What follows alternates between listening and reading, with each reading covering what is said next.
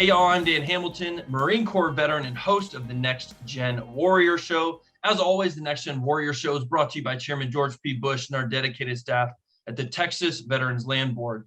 Here on the Next Gen Warrior Show, we are proud to promote healthy, personal and professional transition for veterans so that when you take off the uniform, you can hear the lessons from Rick and Laura about how to transition out of the military and continue to serve your community in whatever capacity that might be.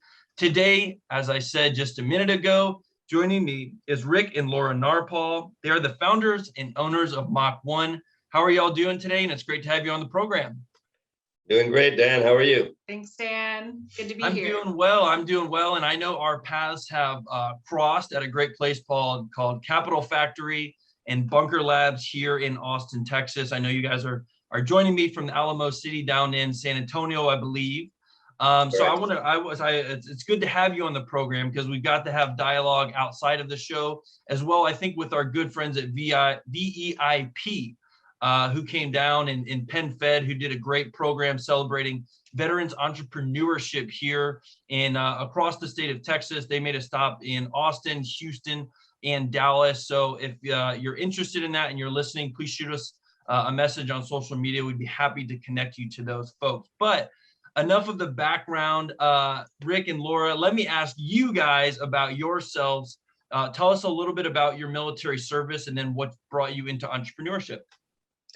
I'm ex-Air Force, served at Randolph Air Force Base in Suwon, Korea. I was security police, EST team. I think they changed the name to something else now, but basically it was the Air Force SWAT team. Military was a lot of fun, much like you and other veterans out there. You know, we're all a bunch of young kids, got out of high school or just getting out of college and try to go figure out where life is. It was a lot of fun. You know, as you know, you make friends for life. You learn a lot of good things in there, and if you bring that out to civilian world, it can definitely help you escalate pretty quick. Did you join when you were 18? 17, actually. 17. Okay, you got a year on me then. Yep. And how long were you in for? And tell us about where you served as well. Yeah, I did a little over 4 years. I was extended over in Korea, being my EST certification, had to get other people certified and over there. But yeah, a little over 4 years, Randolph Air Force Base in San Antonio. Hence why I'm back here. I'm originally from Minnesota. But I always loved San Antonio. You know, it was my first base. From Lackland, they shipped me across town. And I'm sure all the Air Force veterans out there are smiling because they remember that trek at Lackland. I know it's maybe bringing back some bad memories for people, huh? They're like, oh no. There shouldn't be any bad ones from Lackland, man. There's Okay. got to be good memories from Lackland. Well, let me ask you this, because I think where you started the conversation off talking about security forces being in essentially a SWAT team, being in Korea. I think there's this interesting gap between what you do in the military at a very young age and then what you end up going on to do later in life after the military. So let's kind of bridge that gap a little bit between, founders and entrepreneurs here in Central Texas. You take off the uniform and you have to dedicate yourself in the way that you dedicated yourself towards weapons training or to training on a SWAT team. You have to have a totally different mindset, prepare yourself differently, but you still bring some of those skills, you still bring some of those characteristics from your Air Force days into business and into entrepreneurship. But tell us about how y'all met, and then kind of the idea and the interest of how business and how entrepreneurship helped you transition from the military and start essentially a second career. Well, after my military career, I went back to Minnesota, pursued law enforcement there for about 7 years. Then realized law enforcement just wasn't for me anymore. Things were changing too much. I had too much of an entrepreneurial spirit in me, which time my brother was starting a business. My brother is a chemist, so he started a chemical manufacturing company. So I decided to go back to school, use my GI Bill, of course, study some sales and marketing. And I joined my brother in my first business venture. But then, Minnesota, that's actually where I met Laura. Things got a little too cold. And I've always known at some point in time I'd like to get back down to Texas. So we decided to move back to San Antonio about 10 years ago. got married down here, and then we came up with this crazy business idea, and we were like the perfect pair to start a business with my background and her background, which we'll talk about a little bit later, but it was like the perfect mixture. So let me ask you about kind of the transition out of the military where you are doing something similar. And I think it's really interesting because you are in law enforcement. So you're in maybe there's the camaraderie there. You are able to transition into a career where you're able to use a little bit of maybe your weapons training, use of force training, et cetera, right? But Right. while you're doing that, there's still something else that's beneath the surface. And a lot of times I talk to veterans and I say, hey, go to where you can get a paycheck, but bring your passion with you. And that's exactly what you did. There was still this passion that was a part of what you were doing, even though it maybe wasn't your day-to-day operations at work, it was still something that was there. How did you nurture that? Great question, Dan, and you're absolutely right. Most of us, when we get out of the military, it's what we've known since we're 17, 18 years old. You're absolutely right. So it's your skill set. You're doing something, like you said, to get a paycheck. But again, once you've got that spirit, most of us and a lot of the veteran entrepreneurs I've met, they've had these ideas for a very, very long time. And one of the reasons I like being involved with Bunker is because I could share some of these experiences with people. We're all kind of in the same boat, if you will. You know, we know our skill set. We know we can make money doing that, but are we happy doing it? Yeah. We've got these great ideas, but the question is, how do you execute? That's the trigger point. At what point do you think, do I have enough money in the bank to support my family to start a business? Do I have what it takes? Do I have the right people around me to start a business? Those are the challenges that you have to answer, and when you're actually going to take that leap of faith. But I think there's underlying like characteristics, right, that get built from the military, like the perseverance and determination.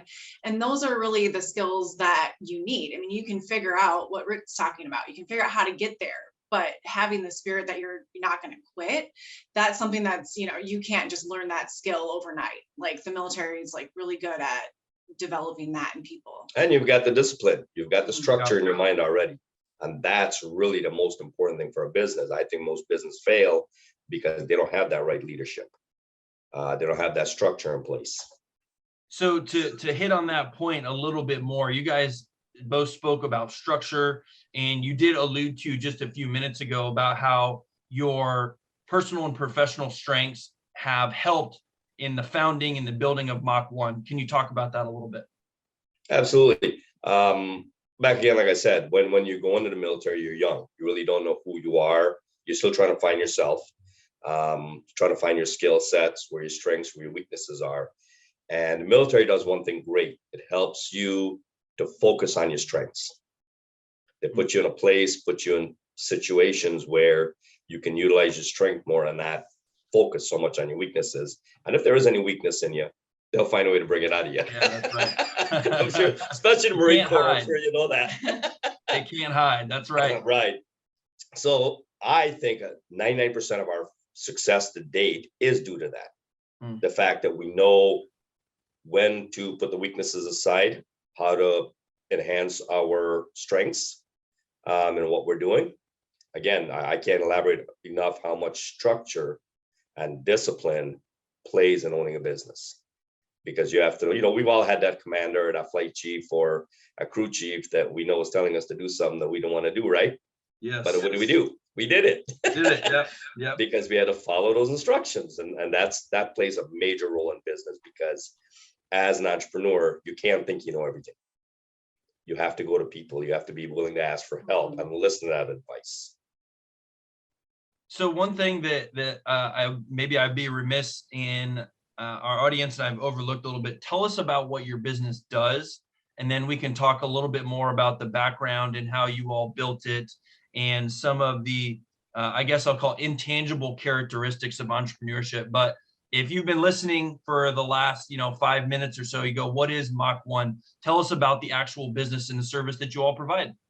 Okay, Laura. So it's an on-demand platform for roadside assistance. We like to say it's like Uber meets AAA services. So you imagine we've completely automated that process in an on-demand way. So you're not paying membership fees for roadside assistance anymore. And we connect you as a customer to the closest service provider.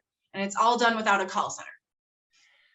So, and then to backtrack just a little bit here, how does somebody go from Air Force to police officer to an Uber for roadside maintenance? And I think this is the key to so much of what veterans are thinking before they get out of the service, because they haven't connected those dots yet. They're still 22, 23, 24, maybe even 28, even in their 30s. And they go, man, I'm listening to Rick and Laura's story. And that, to connect those dots, it does seem very confusing. But I want veterans to hear, and I want those who are in the armed forces to know that the path may not always be predictable, but if they can hear your story and how you took each step to get to where you are, even though the path is not always predictable, it's fun, it's exciting, and you can be successful. And, I'll just add really quick to that. I think it's important to recognize that every step of the way throughout your career, you may not be ready to start a company yet, but there's skills that you're building that you're going to then translate into whatever business idea you have, and, really taking that leap and creating it. And part of that too, Dan, is chasing your dreams. Mm. That's another thing. Most entrepreneurs, or veteran entrepreneurs especially, you want to go out and do something else. You don't want to punch that clock 9 to 5. You're not happy in what you're doing. You just have to take that leap of faith, and hopefully you have enough in you to survive the funding process, the finding the right help. And that's why, again, I'm grateful for organizations that are out there. You mentioned PenFed, you mentioned Bunker Labs. There's more organization out there that are helping us with these next steps to go to. Did you have, we mentioned having an underlying passion while you were in law enforcement, and you moved back down here and you built the business, but I think Laura mentioned it too. Is there kind of was there a light bulb moment where you just said, okay, now is the time to do it? Or did you guys come up with a structured business plan to say, hey, in 6 months, we want to be here, 12 months, we want to be here, 18 months, we want to be here? So, no, we didn't have much of a plan, No. right? It was Okay. an idea. It was an idea. And that's why, I bring it back to the skills, because we realized we had the skills to do this, and that it was just the right time to take that kind of leap of faith. And if not, then when? So we just decided to take that risk and go all in. So both of us, quit our day jobs and started fundraising and started building the company. Yeah, we didn't know anything about fundraising. We had a business plan. Today, if you go back and look at it from 4 years ago, you'd say that was your business plan. I mean, you were like Southwest Airlines. It was literally a napkin. It was a notebook, but Yeah, it was still a notebook, but it was still a bunch of chicken scratching notes, and and it was just us two. And the amount of stuff that had to get done, hire a tech team, find the right resources, get patent attorney involved, get business attorney involved. There was a lot to do, and a lot of sleepless nights, but you got to perseverance got to be a big role. Yeah. So I think with every, business venture, there is a point where you realize that a service is not being provided that you would like to use. As a consumer, you think, I would love to have a phone that can travel with me wherever I go. I would love to have the opportunity to have a virtual meeting like this. Was there a moment when you guys realized that you needed to have an Uber of, car maintenance or roadside help that could be there? And what was that moment of saying, hey, this is a service, or there's a gap here in the industry that we can kind of exploit and build a business out of? Great question. Let me address first. Yeah. First of all, it was a thought that came. This is business literally chasing a tree. Idea came up to me about 4 o'clock in the morning. Went to Laura and I said, I had a bunch of chicken scratch within 2 hours. And Laura's background, of course, being a lot of research and marketing, she looked into it and didn't exist. So for the last 60, 70 years in this industry, you get a flat tire, you get a dead battery, you're doing the exact same thing. You're calling a friend, you're calling family, you're calling insurance companies. There hasn't been any major change. And every 7 seconds, there's a need for roadside assistance in the United States. So we did that research and we said, wait a minute, why does this? And we get asked that question a lot today. Why does this not exist already? Yeah. They're So like, where were looked you into guys it- when I was broke down on the side of the road in the middle of nowhere? That's what they're wondering. Right. Yeah. And it happens, like I said, every 7 seconds out there. And think of all the bad weather going on the East Coast. People are running out of fuel, batteries going dead. you're stuck in a ditch. So we saw a void. We saw a major void in the industry.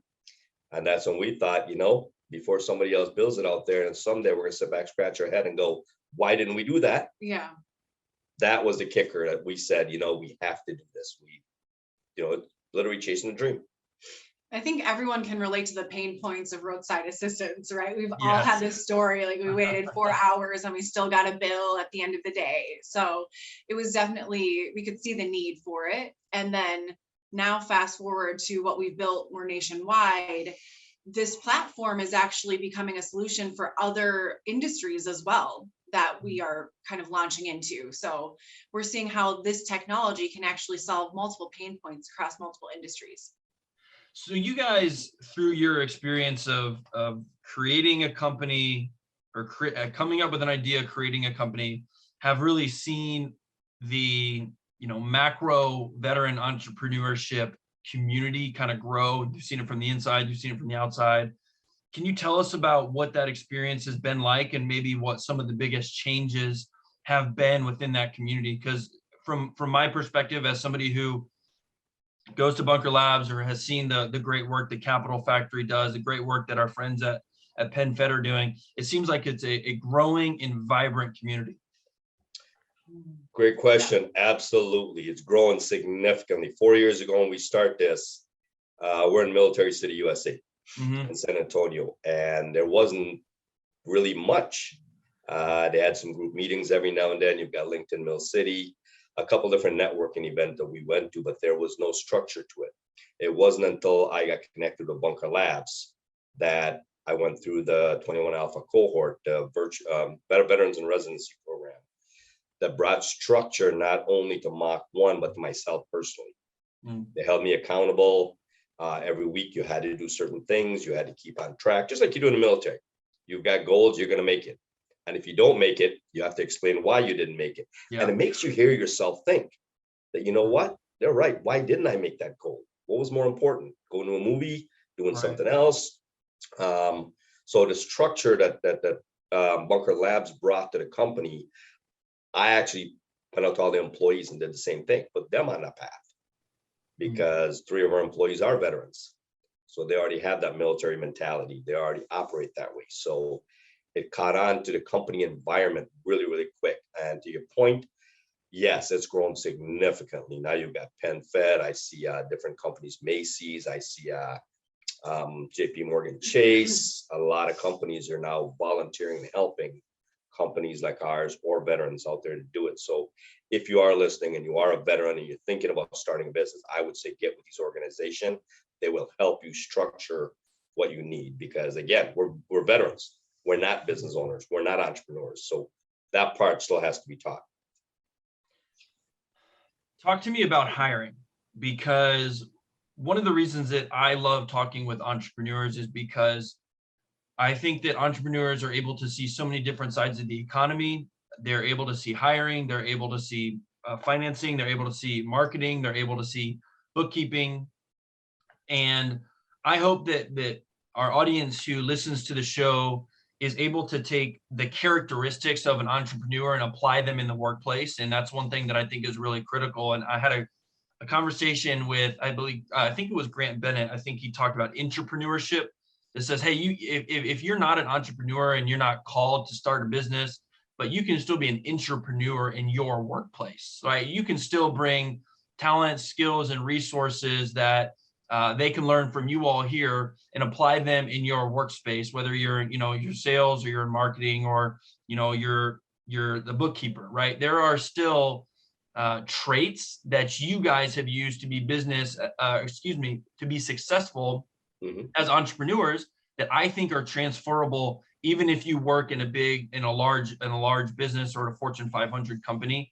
Can you maybe talk about some of those traits that you think are transferable to somebody who may be like, I'm not going to go out and start a business. I really enjoy my career, but I would like to take some of those intangibles, I guess, from entrepreneurs like yourself, or even things that you see from your peers and apply them in my workplace. Great question. Here's the best way to explain that is, yes, you've got a big company. I'll use USA as example. They're a massive company, right? But you're still working within a department. You're still working within people. So in my opinion, a bunch of little companies is what makes up a big company. Because you've got your insurance division, you've got your marketing department. All those departments have to be strong. Again, just like the military, you're only as strong as your weakest link. Sure. So if you can strengthen your department, our office manager here is also an Air Force veteran. And that's one of the things I told him is do exactly what you did in the military. Run the office like you did something in the military. Think with that structure. Laura and I, if we need to be out of the office for a few days or a week, I'll tell you what, things are running on all 8 cylinders because he keeps that structure. So absolutely, as a veteran, you have that, you have leadership in you, whether you know it or not. You just need to expound on it, utilize it. I'm not saying be a drill sergeant, go in there and take over the department, but put that structure in place. You know, who needs to do what? Put people on deadlines. We need to have things done. And I don't think you need to be the boss to do that, because in a lot of cases, you can make your boss look like a hero by coming with those suggestions. You know, bring out those skills, bring out those talents in yourself, bring out that leadership that you already have. And not being afraid to be a leader. And I think that the question then is, how do you do that effectively?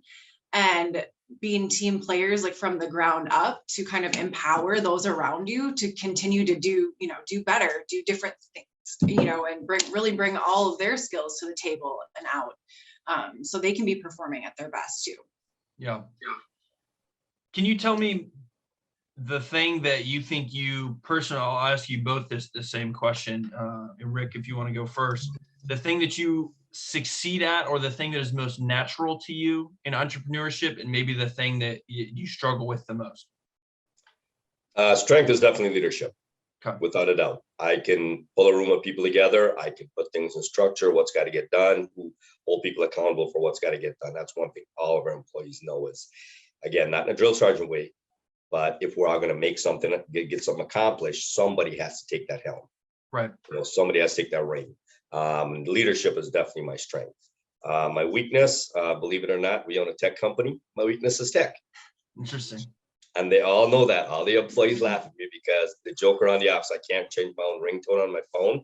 Yeah. Which our 7-year-old usually have to help me change the ringtone.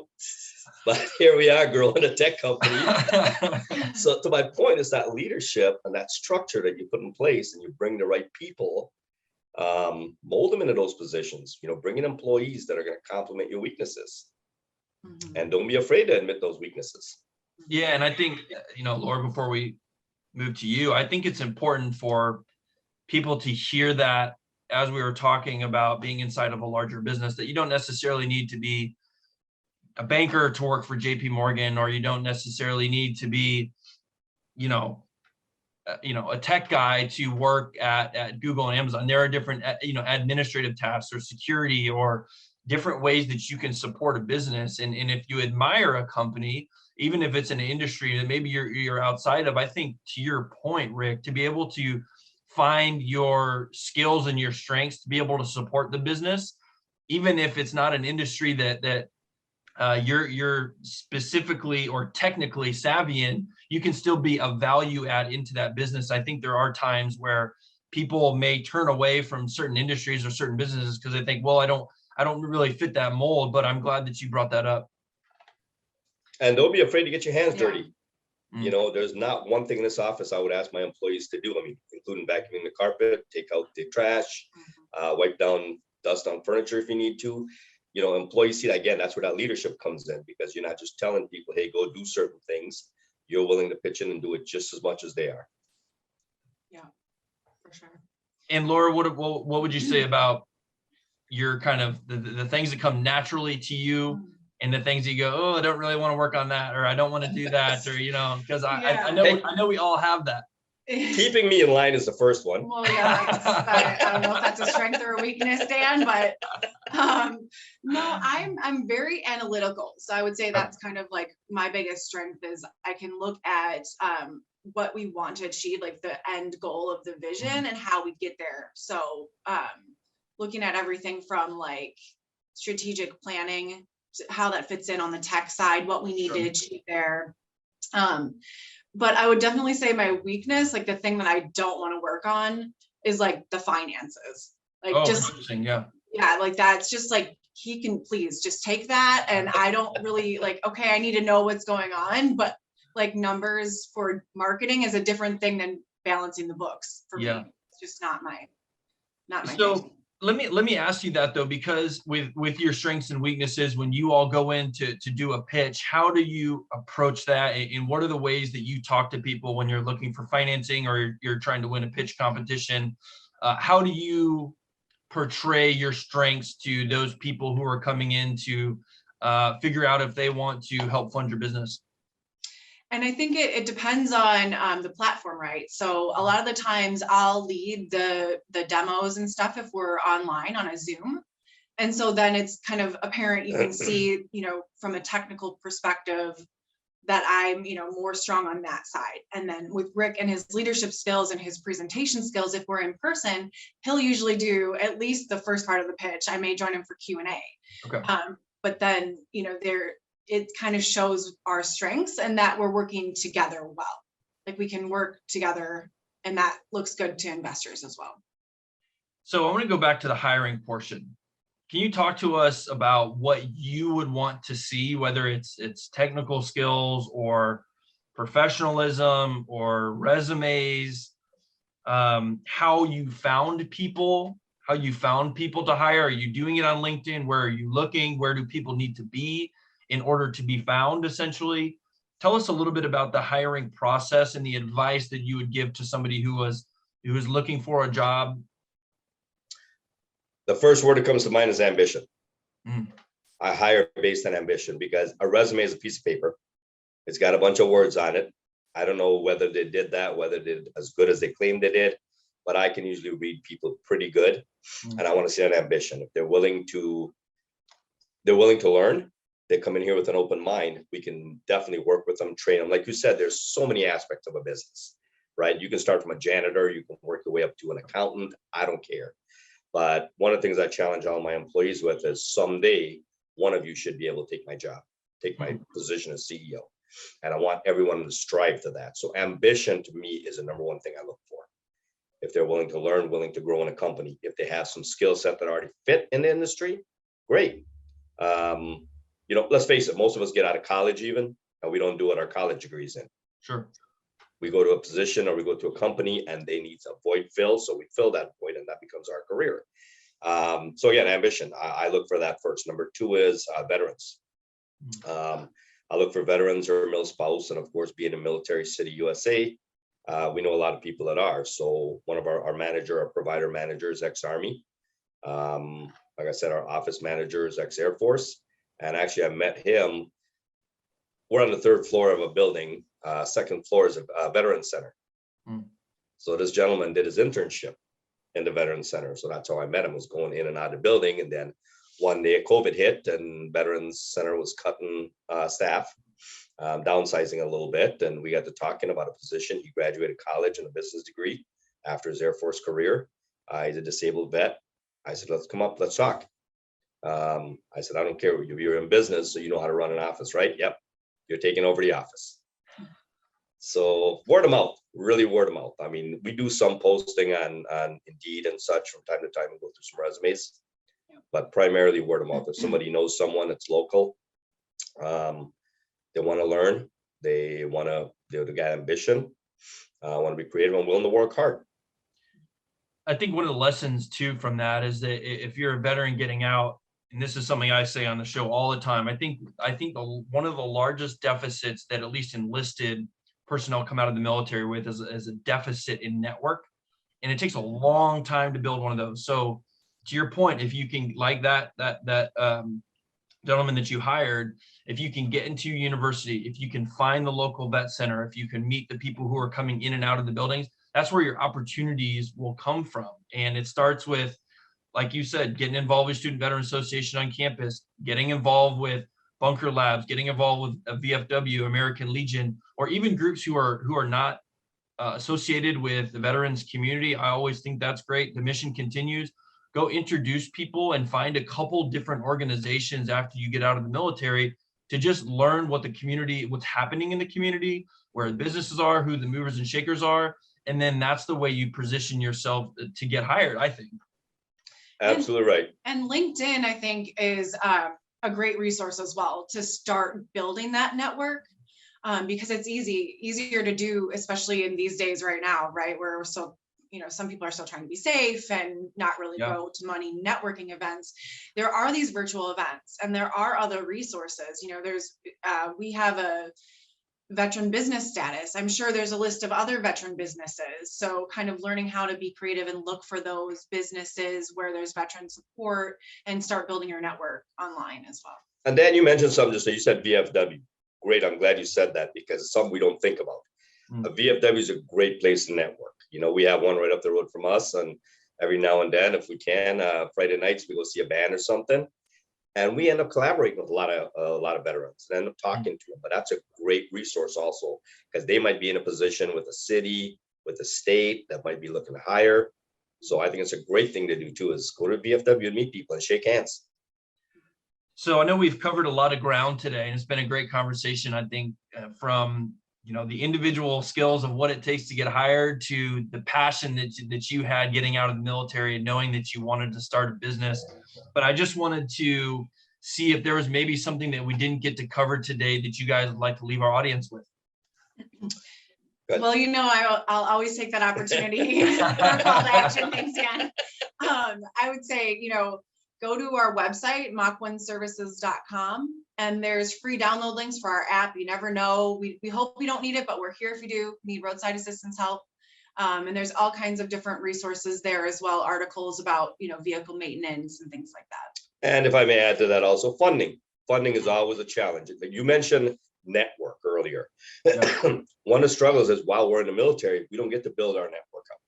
Right. So you've got entrepreneurs that are civilians that have that network in place, so they can go to friends, family, investors, whatever, and be able to get that funding. So one of the struggles we've faced at MACH1 is the funding. Most of our investors today, believe it or not, are active duty or veterans. So because that's my network, or our network is more veteran or military connected. But if other investors are out there, I would say put your best foot forward and try to find veteran-owned businesses, because statistics have shown that most veterans will succeed in their business because they have the structure, they have the discipline already. So funding is one that's, and I'm sure a lot of people in this podcast listening to this going to say, well, if I had $100,000, I would go start this great idea. Yeah. But it's kind of chicken and egg. You've got to put the idea in place. You've got to show that it works. And then those investors are going to come in. But I would definitely highlight that investors need to look at more at veteran-owned businesses, put an emphasis on them.